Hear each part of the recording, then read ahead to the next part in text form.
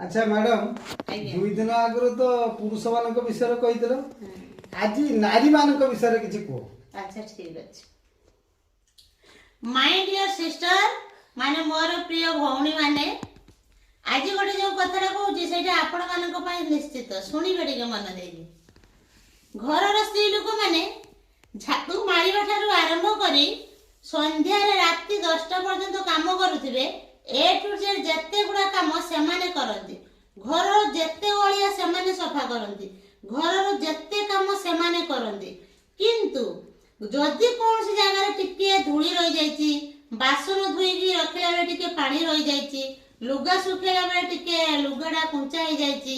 एसबु प्रथमे कहा आखि को देखा जाय जानନ୍ତି तांको स्वामी आखि को देखा जाए सेथिबाई सेमाने प्रथमे ता स्वामी ता स्त्री को जाई कि कुए कौन काम करू दिनटा जाक तो बसिछु गोटे भल से लुगा सुखई पारुनु झाड़ू ठीक से मारी पारुनु रोसे ठीक से करि पारुनु ताले भौणी माने चिंता करंतु स्वामी मानकर दिनटा जाकर